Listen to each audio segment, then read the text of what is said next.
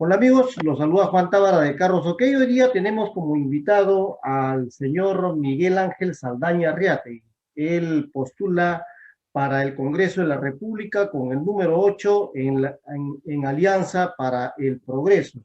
Miguel, cuéntanos por favor, ¿desde cuándo estás afiliado en Alianza para el Progreso? Exactamente desde el 20 de septiembre del año pasado, del año 2020. Correcto, según la ficha que me envió la gente de prensa del partido Alianza para el Progreso, me comenta que tú eres abogado de profesión, que estudiaste en la Universidad Nacional Federico Villarreal, y revisando tu ficha, has estudiado, eres especialista en Derecho Municipal, 3 veces alcalde de Comas, ¿es cierto? Sí, yo fui alcalde electo por primera vez el año 2002, iniciando mi gestión del 2003, siendo reelegido el 2006 y la gestión del 2007 al 2010, una primera parte, y luego he vuelto a ser elegido por tercera vez el año 2015 al 2018. Según tus estudios, dice que tienes un diplomado en gerencia y administración municipal en la Universidad de San, una diplomatura de especialización en animación sociocultural de la Pontificia Universidad Católica del Perú y que tienes una maestría en gestión pública de la Universidad Federico Villarreal. Esto más o menos tiene tal vez relación con lo que el partido de ustedes está buscando tal vez gestionar bien el Perú, porque el Perú tiene problemas en realidad de gestión. Todos los avances a los que hemos llegado y las inequidades existentes son consecuencia justamente de una mala gestión. Lo que estamos viendo en el tema de salud es justamente por la falta de previsión, por la falta de repente de planificar el futuro, porque Perú no tiene políticas de largo plazo. Perú se ha enfocado siempre en políticas de cortísimo plazo. Veo en el plan de gobierno de ustedes que una de las propuestas de Acuña, que es el presidente del partido, él dice que plantea que dará un bono de 600 soles mensuales durante un año para todas las personas afectadas por el tema del COVID-19. Esto significa más o menos 3.000 millones de soles. ¿Consideras tú que es una buena opción hacer esto? Por supuesto, en primer lugar, eh, la visión de Alianza para el Progreso es generar bienestar. Para poder lograrlo, no solo hay que mejorar los servicios públicos, sino hay que reactivar la economía y que ésta a su vez sea sostenible. La situación actual en el Perú es deplorable porque millones de personas se han quedado sin empleo. Es muy probable que siga esta situación así. La gente emprendedora que tiene pequeños negocios, en realidad tiene pocas probabilidades de subsistencia en estos emprendimientos y empresas medianas van a seguir quebrando. En ese contexto, ¿cuál es el panorama que nos espera en el inicio del gobierno de Alianza para el Progreso después del 28 de julio y la juramentación? Es la enorme necesidad de, primero, darle oxígeno a la economía de las familias que no tienen empleo, un gobierno que recién se inicia. Este gobierno de transición es la culminación de un mal gobierno que además ha tenido el aplastón de la pandemia que a nivel mundial ha afectado a la economía. Felizmente que la solidez de la economía que se ha forjado por años con políticas de Estado orientada al crecimiento macroeconómico y que se ha sostenido por varias décadas, ha permitido que hoy podamos responder a esta situación y a responder con malas medidas. Si nos ponemos a pensar de lo que estamos hablando en la propuesta del bono COVID, para 5 millones de familias, los 3.000 millones al mes, ¿no? Que llegan a ser 36.000 en un año, que es la propuesta de favorecer a 5 millones de familias, es casi la mitad o un poquito más de la mitad de lo que en 3 meses ha repartido el gobierno de Vizcarra con el concepto de Reactiva Perú en pocas manos. O sea, ¿a quién favoreció? A las grandes empresas. Estas grandes empresas tendrán que devolver, pues, porque las primeras cuotas, según los desembolsos, que han sido entre julio, agosto del año pasado hasta en septiembre, y han continuado inclusive algunos créditos con ese concepto hasta este año, enero. Pero tienen que comenzar a pagar porque tienen una para de 12 meses. Esa misma devolución, ¿no?, que esperemos sea efectiva, ya puede garantizar en proceso esta sostenibilidad, por un lado. Porque es un crédito barato que se le ha dado a los grandes poderes. Pero ¿por qué? A la hora que ellos devuelvan, ¿por qué no pensar que vamos a favorecer ya no a 3.000 empresas, 5.000 empresas, bueno, las que hayan sido? ¿Por qué no pensar en 5 millones de familias, que además reactivará la economía, pondrá dinero en el mercado de todas maneras que se tiene que reactivar?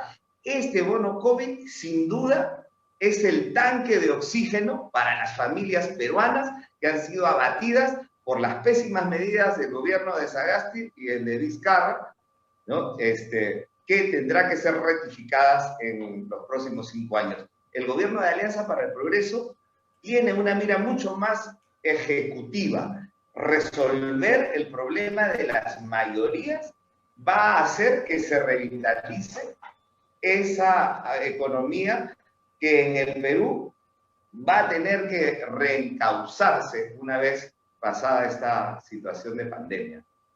Miguel Ángel, exacto, son 5 millones de familias el planteamiento de ayuda mensual. Eso significa en el año 360 millones, efectivamente. Pero ¿no te parece que en realidad, si se trata de gestionar bien los recursos del Estado, regalar el dinero nunca resulta bueno?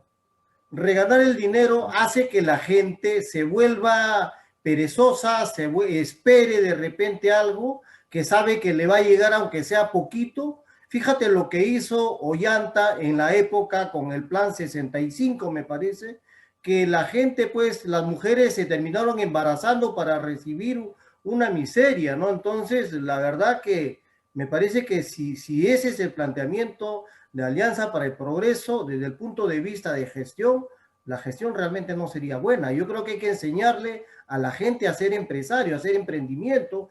Tú tocaste algo de emprendedores, ¿no? O sea, 600 soles en arrancar para que emprendan ellos, ¿no? No regalar. Pero por supuesto. No, a ver, entendamos una cosa bien clara y bien concreta. No se trata de un regalo, se trata de poner el primer escalón en una situación absolutamente adversa. Estamos, mira, a ver, siempre hay un porcentaje de situaciones que se presentan ante toda buena medida. Esta teoría de la inyección de dinero en la economía de un país no es nueva. Ya esto se ha aplicado, ya esta tiene que ver con la teoría keynesiana. O sea, ya antes esto ha resultado, pero si nos basamos y nos centramos en el Perú, ¿hay gente quizás que se quiera aprovechar?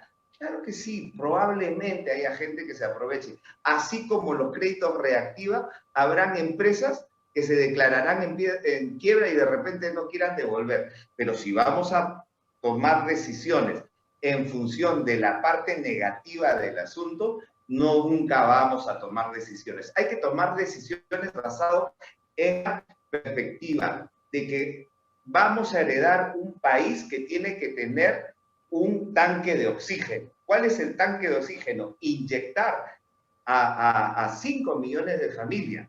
A 5 millones, o sea, esa es la meta, ¿ya? Pero lo más probable es que en el camino, ¿no? En el camino se encuentre la no necesidad de ser que sean 5 millones, es probable, pero los cálculos se hacen, ¿no?, en lo más. Pero ¿cuál es lo menos? Lo menos es cubrir esta super necesidad que se va a producir. Miren, en este momento siguen cerrando los restaurantes y hay una enorme cantidad de negocios que se van a declarar en quiebra, sin duda. Pero esos negocios, esas pequeñas empresas que quizás tienen un capital, se van a ver absolutamente en la necesidad de despedir por no poder mantener sus planillas. Y estos despedidos no van a poder encontrar empleo. Personas de 45 años, ya de 40 años, ya tienen dificultad de encontrar empleo. 45, 50 años, que tienen familias de jóvenes, adolescentes que están estudiando. Y hay jóvenes que quizás por falta de recursos no han podido estudiar y han tenido un hijo. Esos son los más. Y a ellos, ¿qué oportunidad le damos? Que porque haya el riesgo de que se acostumbren mal, no le vamos a dar la oportunidad de inyectarle 600 soles mensuales que no le va a alcanzar para otra cosa que no sea comer. Y quieres que crees que tan bajo miramos al Perú, que los peruanos no se van a mover a partir de que ya tienen solucionada la comida, de encontrar emprendimiento, de reinventarse, de encontrar nuevo camino. Y ahí la reactivación de la economía abre oportunidades, y con la mejora de la calidad de educación que va a venir con el gobierno de Alianza para el Progreso, va a mejorar la educación pública, institutos públicos en grados técnicos que permitan mano de obra, que puedan procurar que logren forjar iniciativas, emprendimientos. Ya teniendo en casa el problema saldado de la comida, ya puedes pensar, pero ¿qué vas a hacer con la barriga vacía?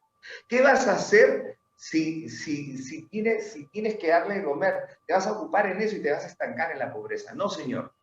Yo creo y estoy seguro y convencido que la propuesta de nuestro presidente tiene una visión totalmente acertada sobre el espíritu del peruano emprendedor, que construye futuro, que escala.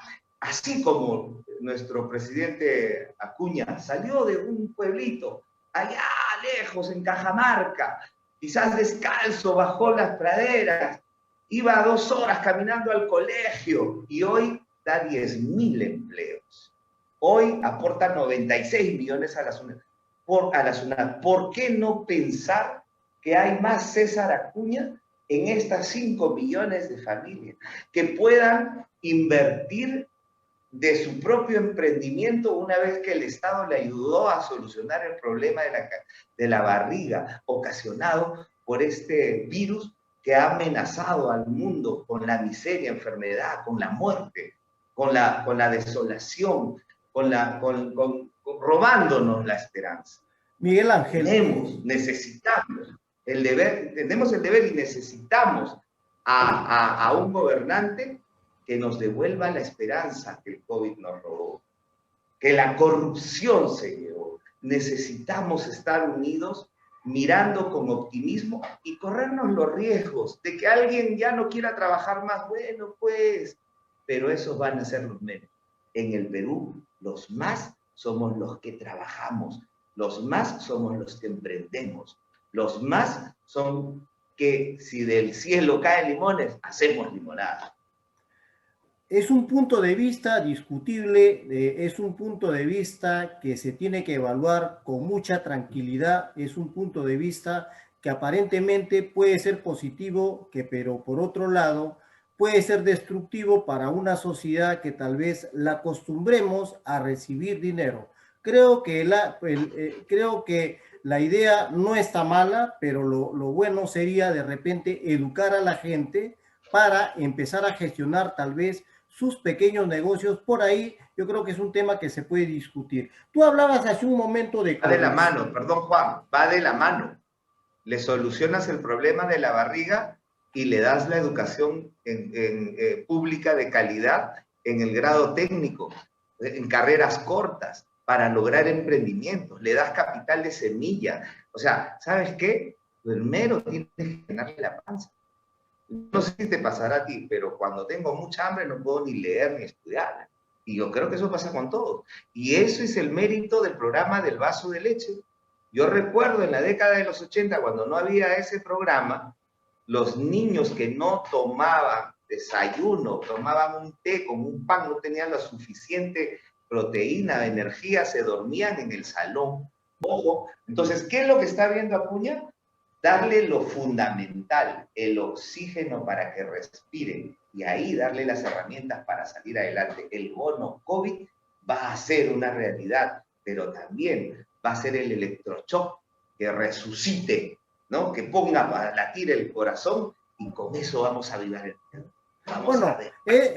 Es una medida populista, como te repito, discutible. Es una medida que si tú te vas, tú hablas de que, por ejemplo, le serviría a la persona para que estudie, para que vaya y progrese, vaya a un instituto. ¿Sabes cuánto cobra una universidad? Solamente veamos las de Acuña. Lo mínimo que te cuesta en una carrera universitaria, 750, 800 soles. O sea que los 600 soles no le sirve para nada. Entonces, por eso te digo, es un tema discutible, es un tema no solamente populismo. Bien, pero no, está bien. Ese es un planteamiento de Alianza para el Progreso. El gobierno de Alianza para el Progreso, la educación pública será la prioridad, la mejora de la calidad de la educación pública. No sé cuánto cobran en la Universidad César Vallejo y no sé cuánto cobran en las demás. Lo que sí sé que la universidad pública, ¿ya?, lamentablemente había caído tanto en su calidad y en la perspectiva de la gente y en el acceso de la gente, que las universidades privadas, las unidades fueron una alternativa. Y la Universidad de César Vallejo fue una mejor alternativa de las particulares porque tuvieron precios asequibles, y eso no lo vamos a discutir. No sé cuánto exactamente, pero sí asequibles. ¿Sabes por qué lo sé? Porque está en Lima Norte, ¿ya? Y en Lima Norte salvaron a miles, y si no cientos de miles de jóvenes que no hubieran estudiado si no fuera por esta universidad, porque la universidad pública no se abastece y no acoge la suficiente cantidad de alumnos. Hablamos que el quinquenio de la universidad pública viene con el gobierno de Alianza para el Progreso. Bueno, una medida populista hubiéramos tenido el COVID, pero vamos a salir del COVID, tenemos que salir del COVID. Hay dos cosas que hay que hacer en el siguiente gobierno, sin duda. Una, la vacunación universal, que también propone Alianza para el Progreso, todos tienen que ser vacunados. Y la otra es garantizar, porque de inmediato no van a tener, los que no tienen empleo de inmediato no lo van a tener, no lo van a tener. De inmediato van a tener por lo menos con qué comer. Y 600 soles, mi estimado Juan Tábara, sí da de comer a una familia humilde, ¿de acuerdo? Eso, bueno, para ti puede ser discutible, pero para mí me queda muy claro, y para los seguidores de tu página también. Yo estoy seguro que la están viendo con absoluta claridad, y muchas gracias por darnos la oportunidad de tocar esto, el bono COVID, para ponerle oxígeno. O sea, es una forma de decir, darle alimentación a esas barrigas vacías después de esta pandemia, de todos estos tiempos sin trabajar. Y la otra, la educación pública de calidad. Y se propone en nuestro plan de gobierno poner un instituto tipo Senati, con el concepto Senati en cada región de nuestro gran Perú. Entonces, hay una serie de medidas que van a tener que comenzar a correr desde el inicio del gobierno, ¿no? Como otras más que van acompañados de nuestra propuesta legislativa. Nosotros vamos a proponer, por ejemplo, la ley de titulación automática. ¿Por qué? Porque hay un problema de saneamiento físico legal en las zonas populares de Lima. Eso también va a ayudar a la reactivación económica y al emprendimiento. O sea, hay mucha gente que en su juventud pudo tener una propiedad, pero nunca el título, y son poseedores. Pero con esta ley van a poder ser propietarios, inscribir en el registro público y tener un respaldo para reiniciarse en la vida financiera. En el tema de propiedad acaba de tocar un tema muy, muy importante. La mafia de tierras a nivel Perú se ha masificado prácticamente como consecuencia de la cantidad de viviendas que faltan construir en el Perú. Más o menos en el año 2019 teníamos un informe del Ministerio de Vivienda en el que había una escasez de viviendas de más o menos 1.680.000. Esto tal vez ha incentivado a que las mafias de terrenos se incrementen. ¿Cuál es el planteamiento? Tú que has sido alcalde, por ejemplo, en el caso de Cieneguía, hay una asociación Virgen del Carmen en Cieneguía que al parecer, junto con el alcalde, junto con el Poder Judicial y junto con todo una mafia que viene amarrada por completo, están tratando, por ejemplo, en esta asociación de destruir lo que ya está consolidado. Por ejemplo, una asociación es una entidad privada, ¿no es cierto? Ya no es, el tratamiento no es como el de una invasión, no es como el de un asentamiento humano. Entonces, hay autoridades tanto en el caso de asociaciones privadas como autoridades gubernamentales que están asociadas con este tráfico de tierras. ¿Cómo desmembrar esto para que eso no avance? Porque eso lo ves de todos los días, es a nivel de todo el Perú. A ver, el tema de la titulación automática fundamentalmente va a operar a todos aquellos poseedores que, en primer lugar, tengan la posesión por más de 10 años, más o menos los requisitos de la prescripción adquisitiva de dominio. Más de 10 años, que no tengan disputa por la posesión, ¿no? Porque puede hacer, las posesiones hasta se heredan, ¿no? Que sea definida el pago de tributos de una misma persona, que tenga también el registro en el sistema catastral, y a través de participación vecinal corroborar todos los requisitos que se requieran y con una resolución de alcaldía poder lograr la titulación automática de esa familia. Ahora, en el avance del tráfico de tierras hay varios aspectos que se tienen que modificar. Por ejemplo, ¿ya? Hay la necesidad de darle a las municipalidades mayores facultades para poder desalojar de las áreas, por ejemplo, en las laderas del cauce del río, ¿no? A veces el problema, como alcalde te lo digo, el problema es de que no tienes la suficiente autoridad, no tienes el suficiente apoyo policial para iniciar el desalojo voluntario, el desalojo obligatorio. Se resisten y muchas veces hasta los invasores que son las víctimas de los traficantes de tierra, ¿ya? ¿Por qué? Van, invaden un área de terreno promovida por el traficante de tierra y este les cobra una especie de aportes y luego se constituyen en una asociación de vivienda, ¿no? Y tratan de legitimar su derecho. ¿Y qué están agarrando? Están agarrando cauce de río, ¿no? Están agarrando las zonas aledañas, faldas de cerros.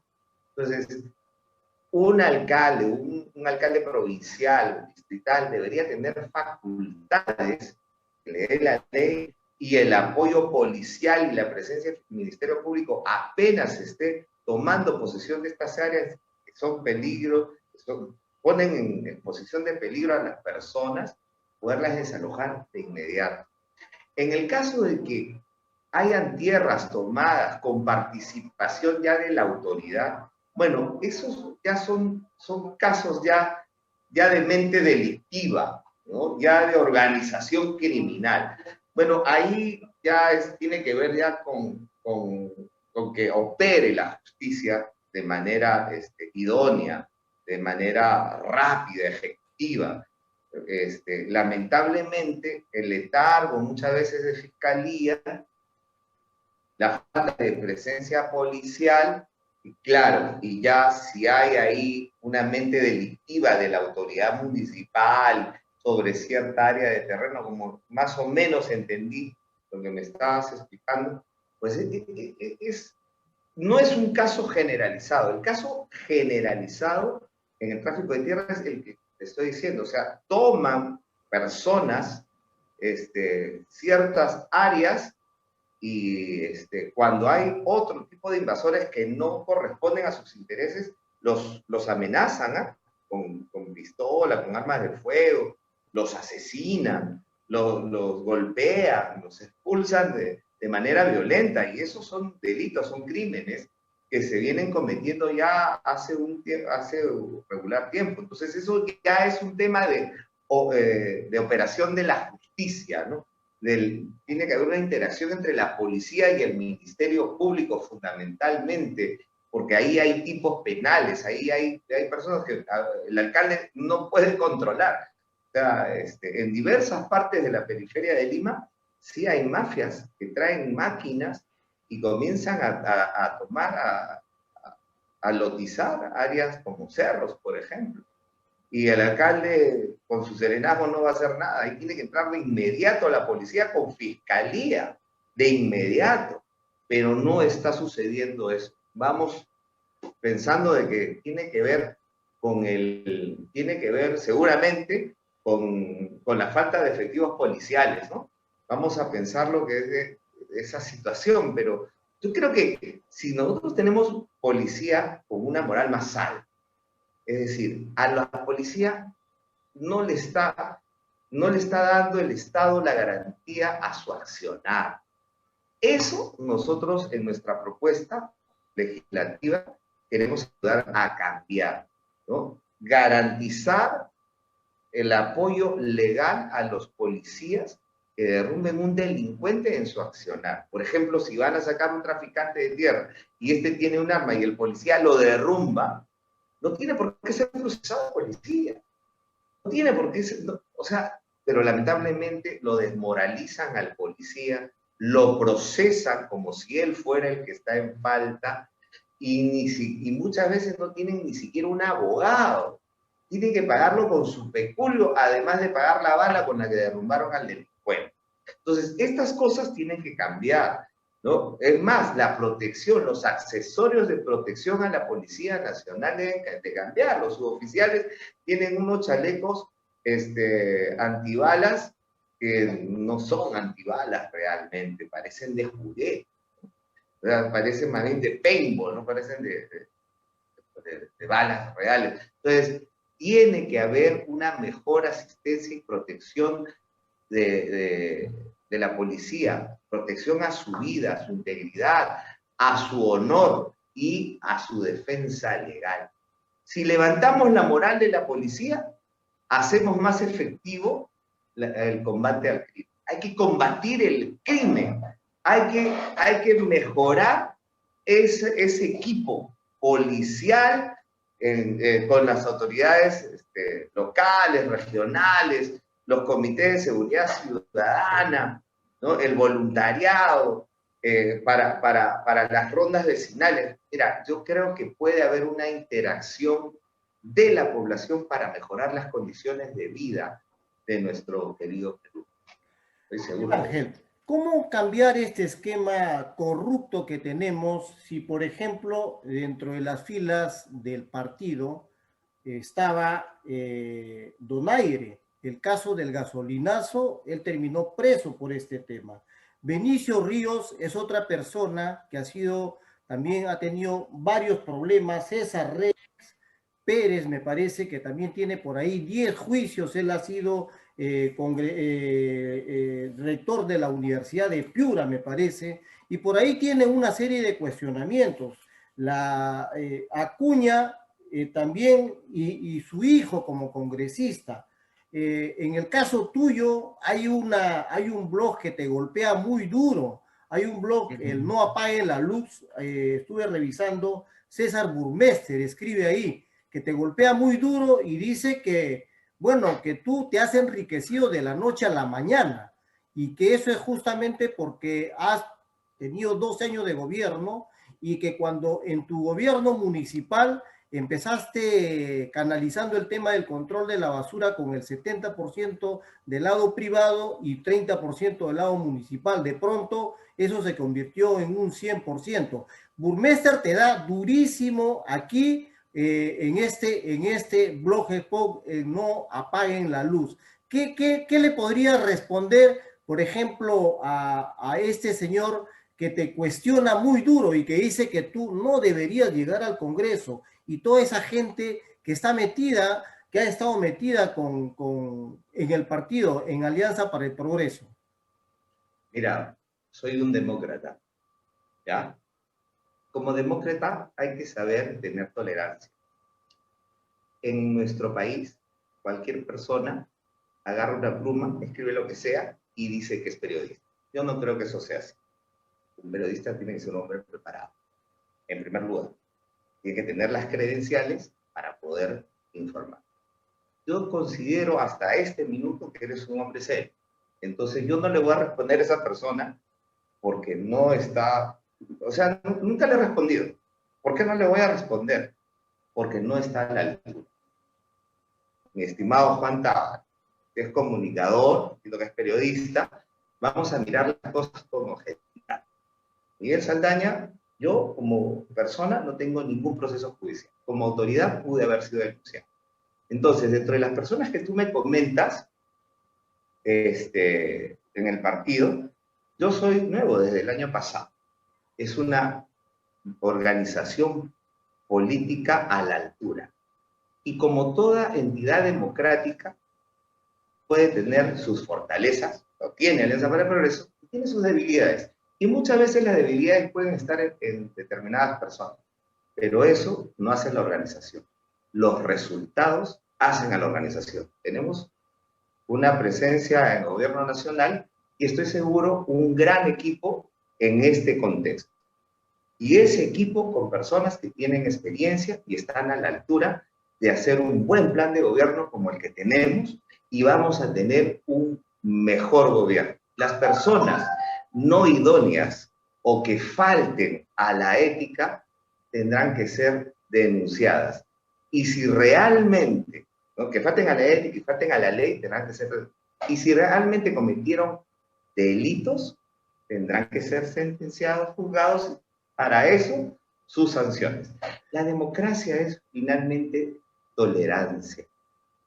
Juan Jacobo Rousseau, en el contrato social hace más de 500 años, decía: si existiera un pueblo habitado y gobernado por dioses, seguramente la democracia sería su sistema de gobierno.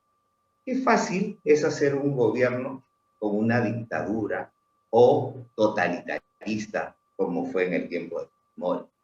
El totalitarismo, esa represión, el que si habla mal de mí, le disparo, o lo callo, o lo ahorco, o me peleo con él, eso es fácil, ¿ya?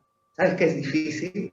Mantener el punto de equilibrio a pesar de los ataques. La política aprendí. Yo fui electo por primera vez alcalde, ¿no?, el año, que fue 2001, tenía 29 años. Perdón, 2002, ¿ya? 29 años. Personas como la que mencionas y un montón más de mí decían que yo era narcotraficante, que yo tenía, bueno, una inclinación sexual contra natura, y etcétera, etcétera. Aprendí, me lo enseñó mi padre, que en paz descanse, y me dijo esto, que espero quede grabado. La política es una carrera de resistencia. Si tú realmente estás en política para servir, poco te importa lo que puedan decir de ti. Tú mantén la calma, el honor y la misma línea por donde vas a caminar y conseguirás el objetivo. Comencé a los 29 años, tengo 50 años. 50 años. He sido 3 veces alcalde, ¿no? Y las 3 veces con total éxito en un distrito muy difícil de gobernar por la realidad socioeconómica, ¿no? Por la situación geopolítica, también tiene sus grandes dificultades, pero sobre todas las cosas es muy pobre. Y esta realidad me ha preparado para este momento. Voy a ser congresista, Juan Tábara, y voy a demostrar que mi experiencia en la gestión pública va a ayudar a hacer las reformas que se tengan que hacer para que los gobiernos locales realmente sean esa base de la descentralización. de la que se habla hace muchos años y poco se hace. Y se hace tan poco en la descentralización que la capital de nuestra república, Lima Metropolitana, la ciudad más necesitada del Perú, no tiene presidente de región. Tiene alcalde provincial, pero no tiene presidente de región. Y a su costado está el Callao. Callao tiene 1.200.000 habitantes, 10 veces menos, pero tiene presidente regional, tiene alcalde provincial y todos sus distritos alcaldes distritales. Lima no. El alcalde provincial es alcalde distrital de Lima Cercado, lo que no existe, pero que tiene urgencia de ser atendido, no tiene región, ¿ya? Solo es un programa. Mientras tanto, tenemos 3 cuencas que no se atienden, tenemos la educación y la salud regional sin atención desde ese ámbito, ¿no? Entonces, estamos mirando hacia el cielo, pero no al frente de nosotros. Lima se golpea siempre la cara con el poste. ¿Sabes por qué? Porque todo el país piensa que Lima tiene tantos recursos y en realidad hay ciudades que tienen mucho menos población, pero tienen un per cápita de sus gobiernos mucho mayor que la propia Lima.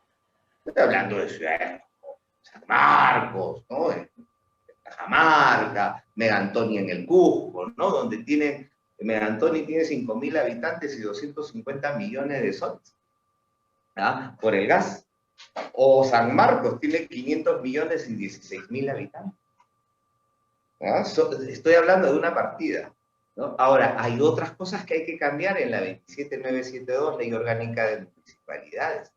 Las municipalidades son entidades recaudadoras. Fíjate, Juan, lo que te voy a decir.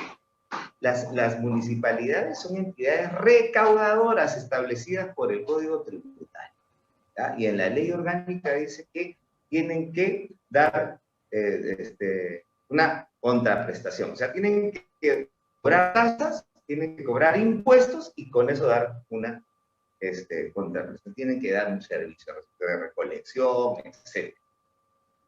De los casi 1.800, casi 1.900 distritos que existen en todo el Perú, en el 5% solo funcionan como entidades recaudadoras. En el 95% abunda la morosidad. ¿Qué está mal? ¿La ley o los municipios? Ahí yo quiero, o sea, ¿qué está mal? ¿Las gestiones o la ley? Entonces, esas preguntas nos tenemos que hacer, esas preguntas nos tenemos que responder. Urge poner en la agenda política nacional el empoderamiento de los gobiernos locales. Urge. Eso no se está viendo. ¿Saben a qué se limitan y se han limitado a los últimos congresos de la República con relación a no a la reelección? La corrupción está ahí. La corrupción está en todos lados. La corrupción está en todos lados. Está a la hora que queremos coimear para que no me pongan una multa porque me estacioné mal. Está en te doy un sencillo si me haces la cola.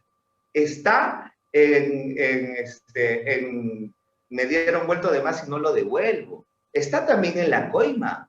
Está en las autoridades de salud que atrasan el otorgamiento de licencias a las plantas de oxígeno que no se instalan porque no le dan el pase. Ahí hay corrupción. ¿Ah? ¿Por qué? Porque alguien está ganando dinero.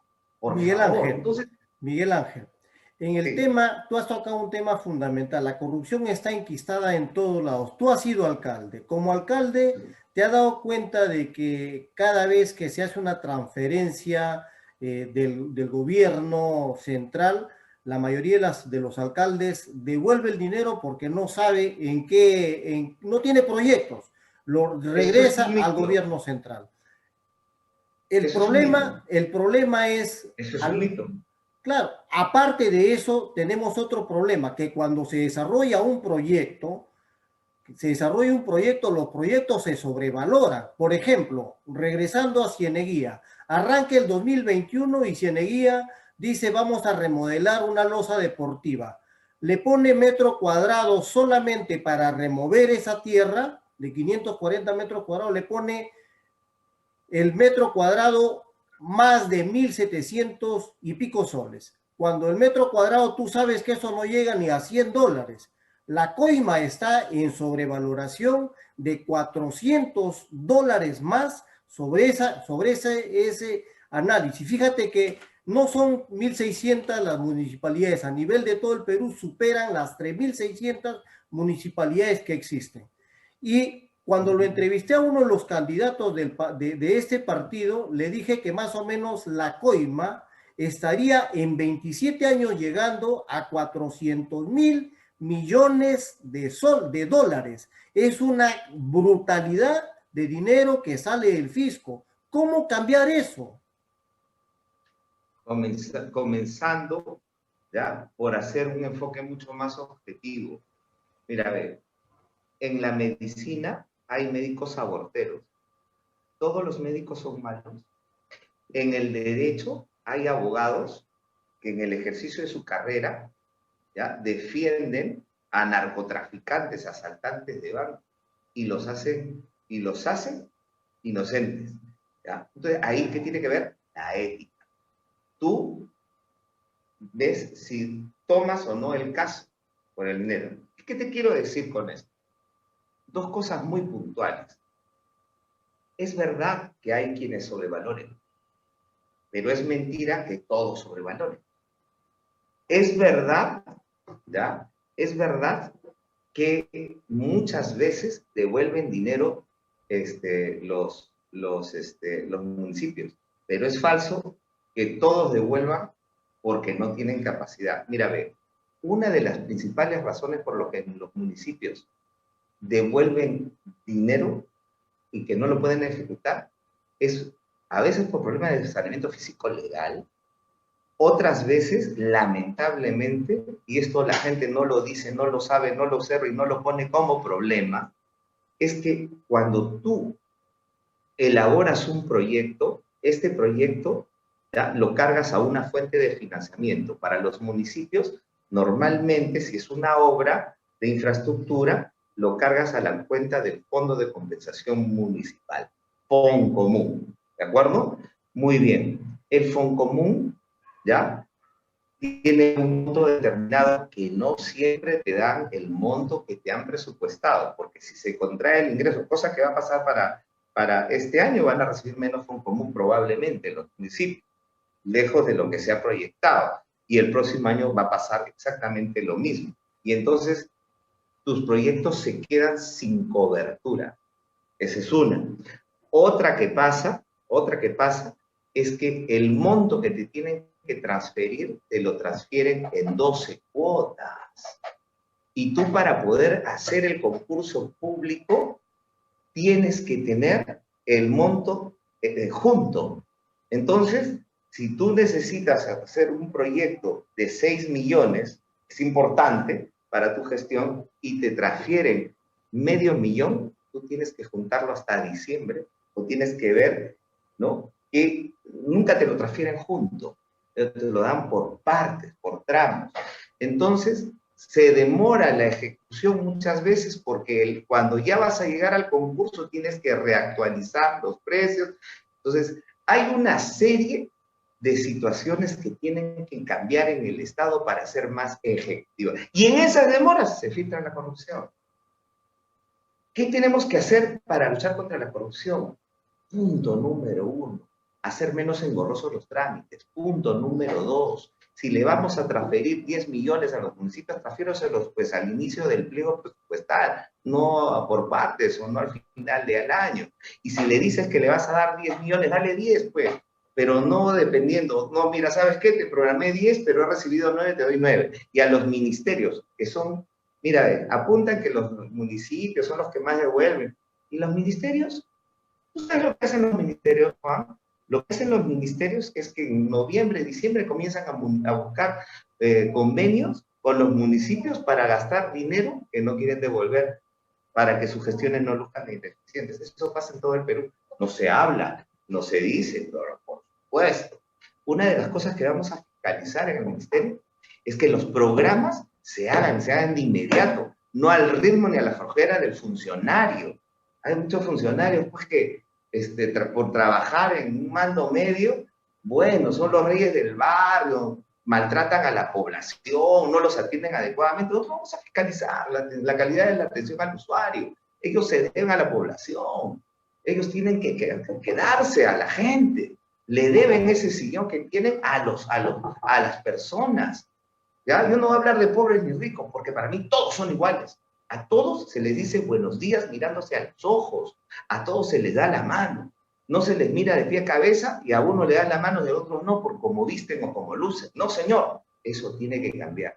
Eso va a cambiar en el gobierno de César Acuña, ¿sabes por qué? Porque él es provincial, porque a él le hicieron eso, porque a él le quieren hacer eso en esta contienda electoral, porque César Acuña no se amarra con los grupos de poder, no se amarra con esas mafias que han estado adueñándose de los grandes contratos, que muchas veces se demoran en ejecutar por sus pleitos internos, ¿no? Eso que se ha destapado.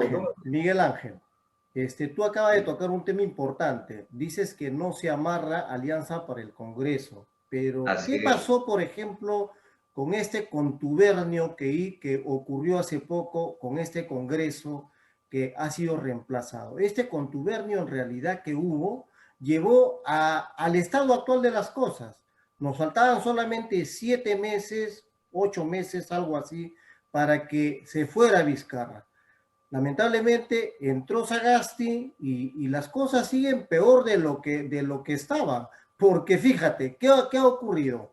Lamentablemente el esquema de Perú no está proyectado con políticas de largo plazo y en consecuencia, si no tienes políticas de largo plazo, entra un nuevo gobernante y se quiebra todo lo que tenías avanzado, que es probablemente lo que está demostrando ahorita este gobierno. Entonces, tú me dices, no se amarra, se amarraron con partidos porque ustedes no tenían mayoría parlamentaria, han tenido que amarrarse con los otros partidos y lograr y llegar a ese contubernio que todo el pueblo tuvo que salir para desenmascarar esto y para llegar al estado actual de cosas. El cargamontón que le hicieron a Alianza para el Progreso, en realidad, ya no se merecía Alianza para el Progreso ni se merece Alianza para el Progreso. Es al Congreso en conjunto, ¿ya? Todas las bancadas por igual. Y esa es la verdadera lectura y tú lo sabes, ¿no? Pero el entorno político han querido hacer bullying, no han querido arrinconar, pero ya la población se dio cuenta. Aquí quienes han estado mal son los congresistas de turno. Entre ellos han conversado, se han tomado sus medidas, ellos han hecho sus acuerdos. Yo soy del partido, soy nuevo, Alianza para el Progreso, veo que es una organización seria y tiene buenas intenciones, con un buen líder, que es César Acuña Peralta, y es nuestro candidato presidencial, a quien le pido a la gente que vea su historia, ya se hace camino al andar. Miren, en realidad, tengo manifestaciones públicas antes de todos esos hechos del mes de noviembre, y lo vuelvo a repetir. Para comenzar, yo he estado en total desacuerdo con el cierre del Congreso de Vizcarra, ¿ya? Una medida populista. Este gobierno, que todavía no acaba, tiene un problema, la elección de Pedro Pablo Kuczynski. Era un tipo que no estaba en condiciones de ser presidente. Lo eligieron, ¿quiénes? Los grupos de poder. Cuando se dieron cuenta que esta marioneta no podía manejar al Congreso, ¿no es cierto?, hubo una confabulación. Esa confabulación de Vizcarra, con las bancadas, para bancar a PPK y ponerlo contra las cuerdas, luego fue traicionada por el mismo Vizcarra. Ahí nos tenemos que repetir. La crisis del mes de noviembre comienza con PPK, ¿ya? Y nos entrega Sagasti. Por eso postulo al Congreso, porque esa clase política tiene que terminar, tiene que acabar. Ese sentido común de la gente de decir, no me representas, no se lo dice a un congresista en específico, se lo dice a la clase política imperante. Nosotros, los del pueblo, que hemos tenido y tenemos representación vecinal, que sabemos a dónde pertenecemos, en caso, yo soy alcalde de Comas, he sido presidente de la Mancomunidad Municipal de Lima Norte, somos la oportunidad de cambiar esa clase política, ¿ya? Que no mira al pueblo, que no escucha al pueblo. Totalmente de acuerdo. Nunca se debió cerrarse el Congreso de la República.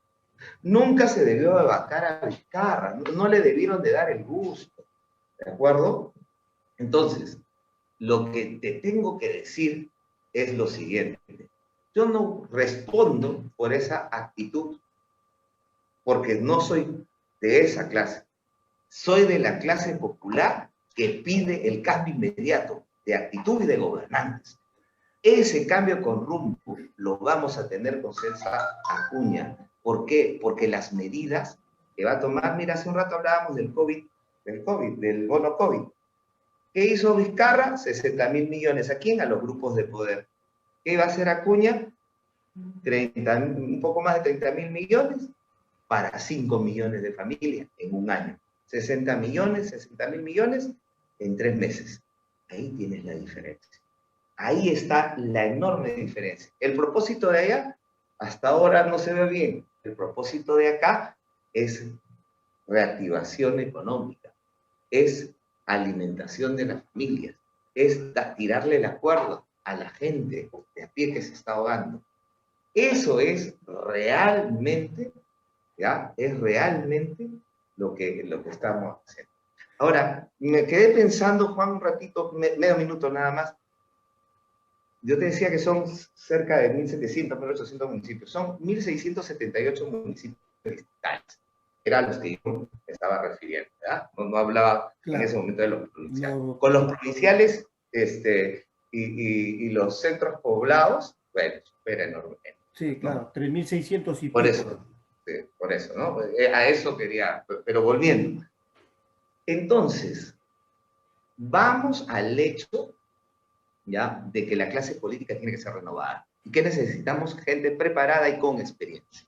Allí es donde yo puedo garantizar. Soy un profesional, soy un padre de familia, yo no tengo otras mujeres, yo no he sido denunciado por acoso, por golpear a alguien, no señor. Yo nunca he tenido un proceso a mi persona. Cuando he sido autoridad, sí, las denuncias sobran. ¿Ya? Yo miraré mal a una autoridad que no tenga denuncia, porque esa autoridad que no tenga denuncia no ha hecho nada, no ha hecho nada, porque una autoridad actúa sin miedo y firmemente, pero si una autoridad es denunciada ya por hechos como los de Vizcarra, pues ahí ya es otra cosa. ¿De acuerdo? Miguel Ángel, ¿cuáles son los pilares fundamentales en los que se sostiene el plan de gobierno para plantear políticas públicas para el país? A ver, educación, ¿ya? En educación, mejorar la calidad en la educación pública, en la universidad, invertir en infraestructura y en malla curricular también, en institutos técnicos a nivel nacional, para que haya precisamente, se forjen más técnicos en el Perú. Y en la educación básica regular, ¿no?, completar la tarea de los colegios, de rescatar los colegios emblemáticos, que no le falte servicio, que no le falte acceso a un sistema de educación a distancia. O sea, se ha demostrado, aunque a fuerza, se está utilizando necesariamente la tecnología, ¿ya? Entonces, un buen sistema que le dé soporte tecnológico para una mejor enseñanza, utilizando esta obligada experiencia de la educación a distancia, pero para que llegue a todos.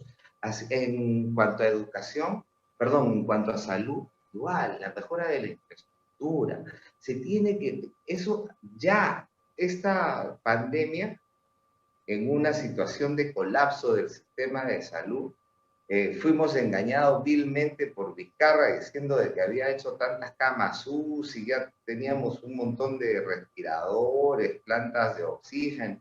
Al final nos hemos dado cuenta que nos ha vendido cebo de culebra. Hay que ingresar y activar ello, ¿no? En el tema de seguridad ciudadana, se tiene que hacer más operativo. Las comisarías, el personal policial, ¿no? De hecho, que se tiene que modificar el sistema de mantenimiento de las unidades, de los patrulleros, el abastecimiento.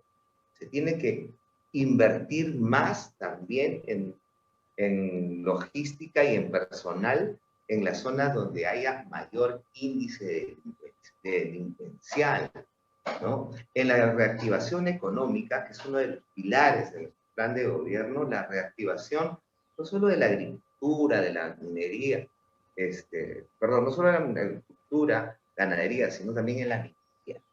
En la agricultura, con sistemas de riego. No puede ser que Chavimochi todavía no se culmine.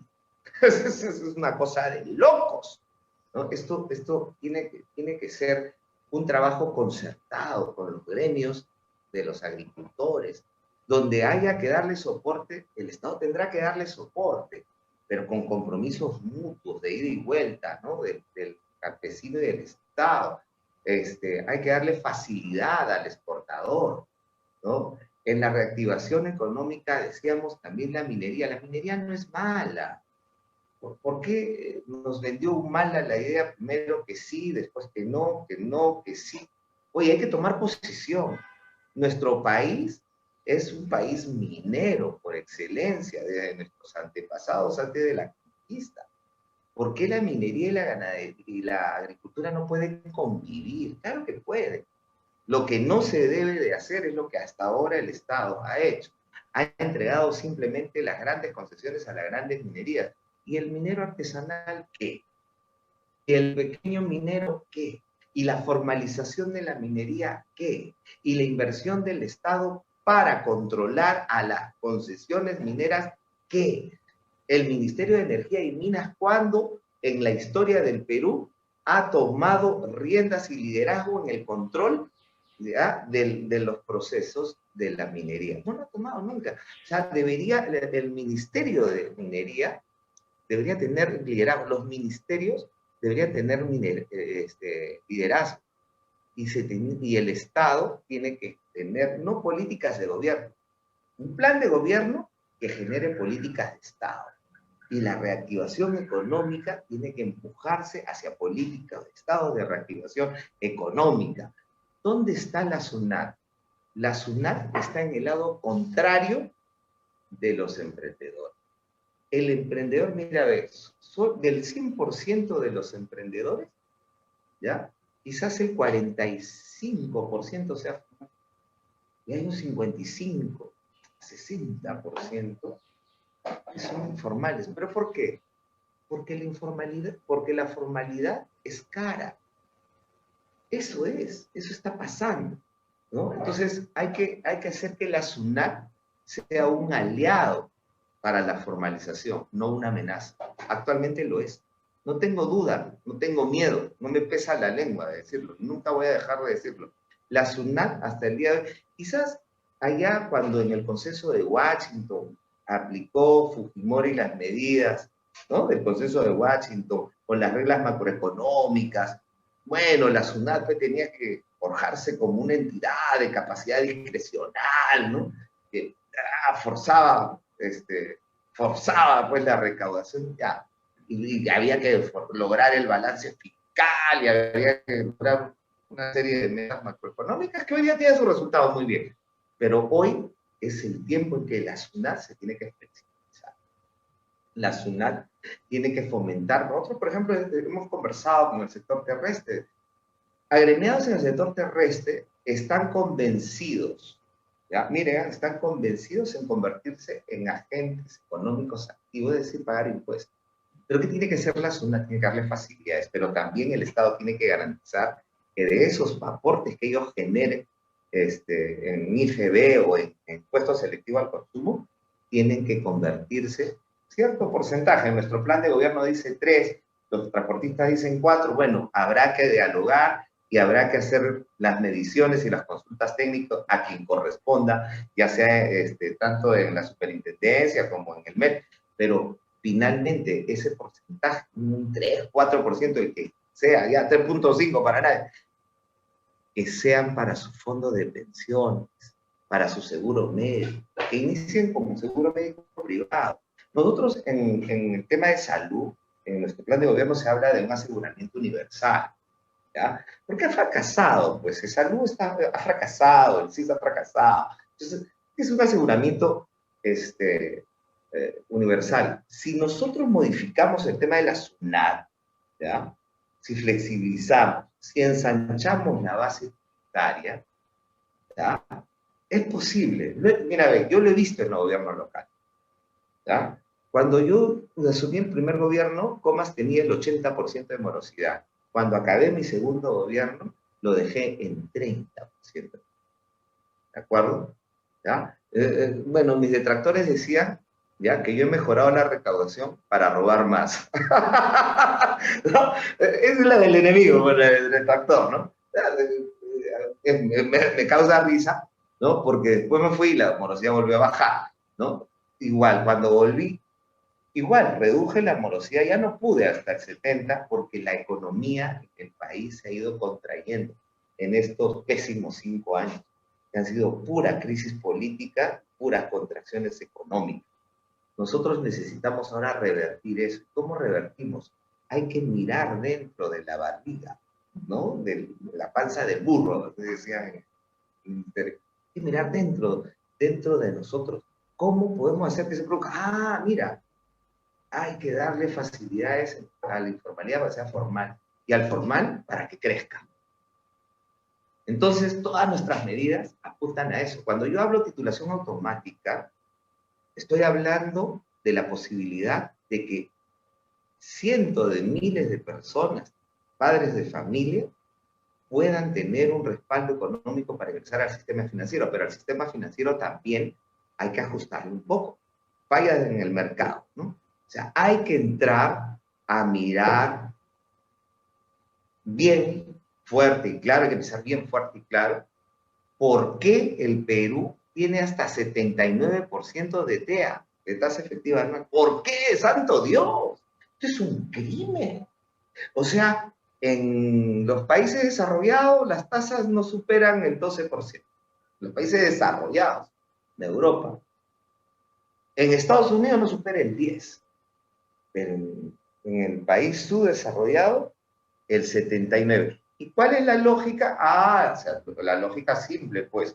Mayor riesgo, mayor interés, mayor costo. Ah, entonces, ¿qué hago? Allá, pues, entonces, a los que te den menos riesgo, sin importar su condición económica o su historial crediticio todavía, a partir de que tienen un título de propiedad, entonces, del 79, tasa baja a 10.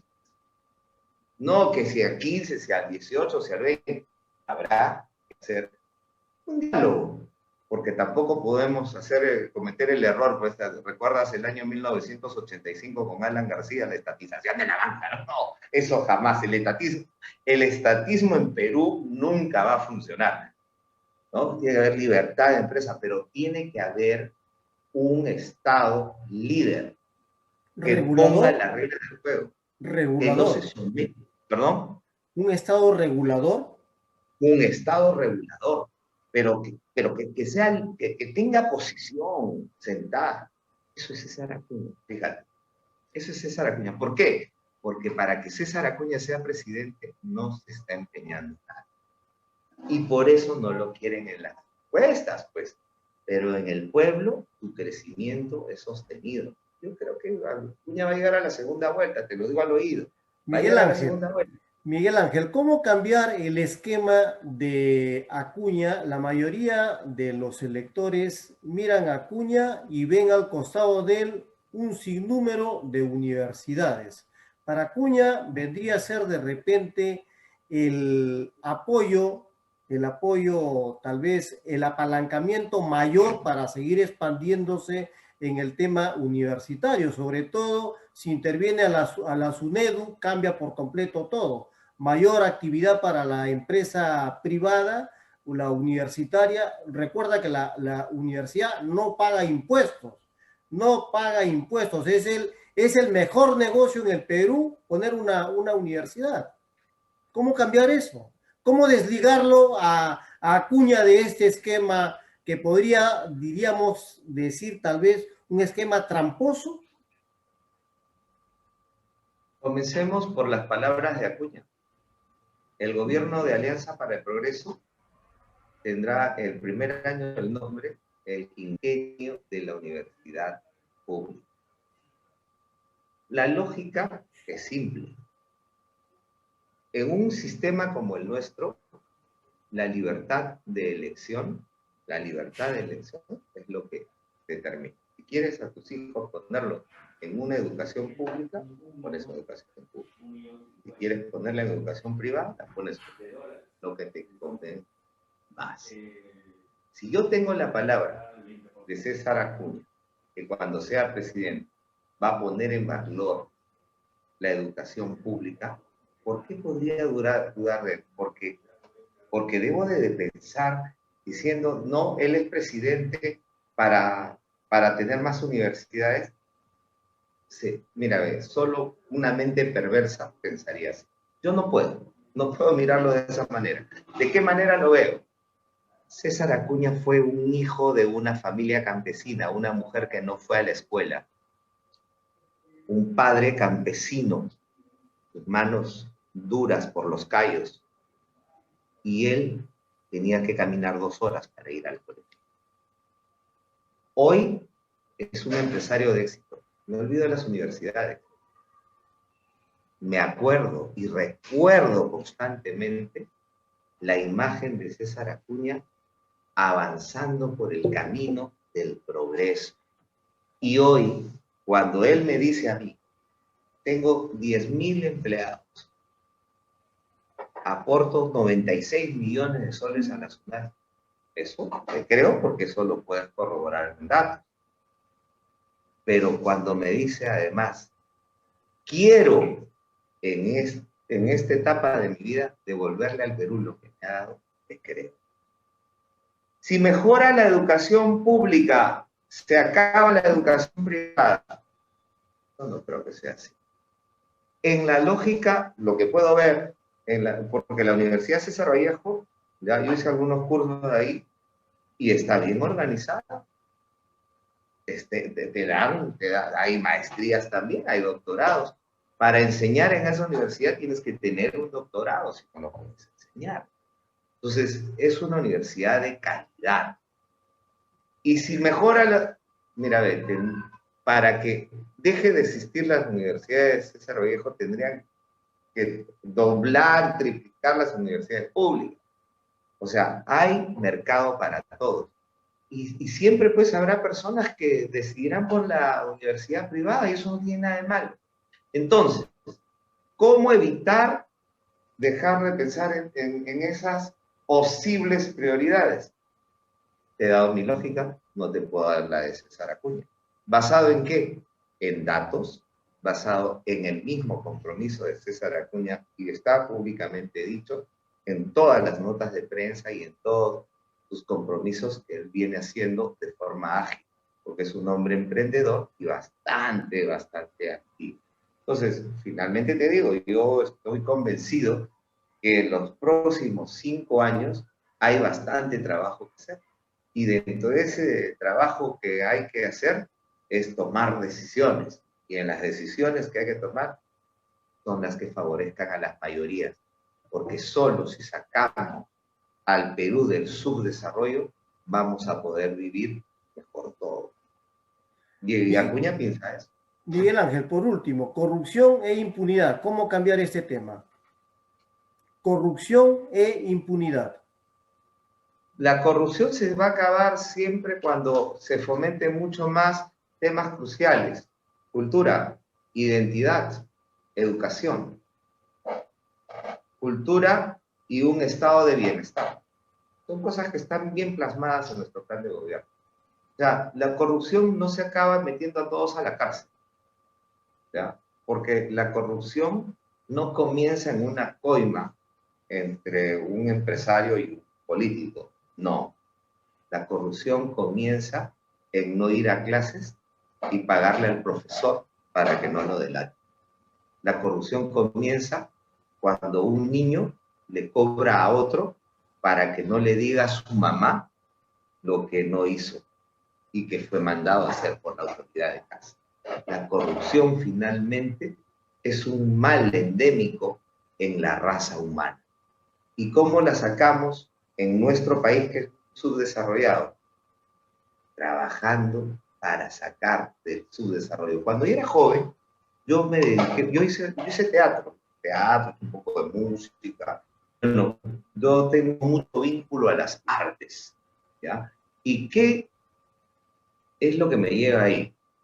Mira, yo era niño y decía, ¿por qué el Perú está así? Yo lo veía mal, era niño. Porque hay mala educación. ¿Y por qué hay mala educación? Porque hay malos políticos. ¿Y por qué hay malos políticos? Porque hay mala educación. Cuando terminé el colegio, me enamoré de la poesía. Yo leía mucha poesía, y era muy lúdico. Pero después me di cuenta que el camino está en tratar de cambiar las cosas. Te voy a hacer llegar, no sé de qué manera, yo tengo, hay un librito de Julián, la suma de todos. Y así también se llamó el movimiento que yo procuré por Lima, que fue muy difícil, ¿no?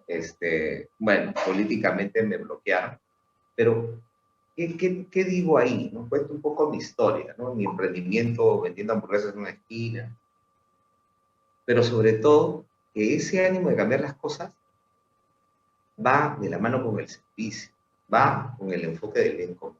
Cuando nosotros tenemos el bien del servicio y el enfoque del bien común, cuando nuestra inteligencia emocional se desarrolla, ahuyenta la corrupción. Ahuyenta la corrupción.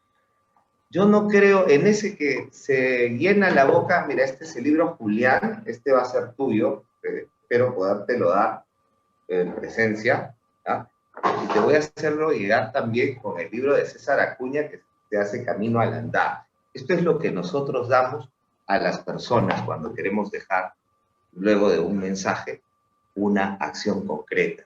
Fomentar el arte, la cultura, el desarrollo humano. Así vamos a sacar la corrupción de los corazones, del alma y la mente de los humanos. Tardará 100 años, 200 años, pero no importa. Lo que importa es que no nos cansemos en buscar ahuyentarlo para siempre de la raza humana. No nos olvidemos, bíblica es la tentación del diablo a Jesús. Ahí está hablándonos de la corrupción. Está en el ser, está en la persona. ¿Y qué lo mueve? Cuando lo mueven principios, valores. ¿Y qué los fomenta? Cultura, identidad, educación. Eso es, así lo vamos a decir. Miguel Ángel, por último, ¿por qué los limeños debieran votar por ti? Porque tengo claro que hay una agenda postergada para Lima. Porque tengo experiencia en gestión pública y yo voy a ir de frente al grano. Vamos a dar títulos de propiedad de forma automática. Vamos a ayudar a la reactivación económica guerreando con ese monstruo. O sea, hay dos monstruos, ¿no? Uno es la corrupción, el otro monstruo de más una para el emprendedor. Vamos a luchar contra los bancos para reducir la tasa de interés de estos agiotistas. Vamos a trabajar por la formalización fuerte, duro, parejo. Vamos a tratar de que haya un IGB justo para el emprendedor que tiene que pagar su factura antes de que cobre. Eso estamos locos. Hay una cantidad de cosas ya postergadas que no se están haciendo por los emprendedores, por las zonas periféricas. Vamos a empoderar a los gobiernos locales que tengan más recursos para que sirvan mejor al ciudadano. Vamos a hacer vamos a trabajar leyes que ayuden a acercar ya a solucionar los problemas tan simples como la falta de agua en los parques. Se le cobra tarifa comercial a los municipios. Vamos a luchar de manera decidida ya contra ese sistema que inoperativiza psíquicamente al policía. Vamos a darle protección legal, vamos a darle amparo legal, vamos a hacer defensa legal al policía nacional. Vamos a sentarnos con todos los gremios. Vamos a crear el distrito electoral múltiple en Lima para que la representación sea territorial, para que cada distrito de Lima tenga su congresista.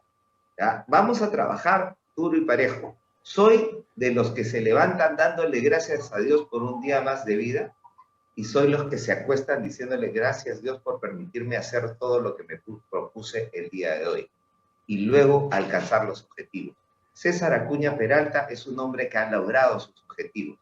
El ser presidente del Perú no es un objetivo. ¿Sabes qué cosa es? Es la finalidad de devolverle al Perú por haberle permitido alcanzar sus objetivos.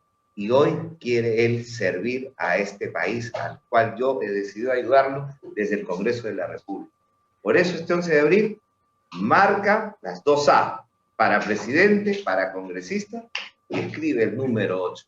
Te aseguro que no te vas a arrepentir. Miguel Ángel, y por último, para irnos, no escuché a ningún candidato hasta el momento que haya hecho un planteamiento sobre educación vial. ¿Cuál es tu planteamiento? Es urgente. La educación vial tiene que ser puesta en la malla curricular en los colegios, desde inicial.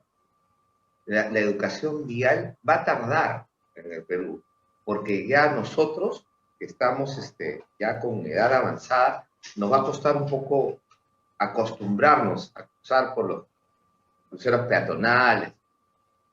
Las ciudades están comenzando a cambiar de lógica, ¿no? En todos los países de Europa la prioridad es al peatón, aquí es al carro particular, ¿no? Entonces tenemos que reeducarnos, pero la educación vial básica de cruzar por las esquinas, respetar los semáforos, tiene que ser de la malla curricular y tiene que de los colegios, desde la educación básica regular, de transición hasta quinto año de secundaria.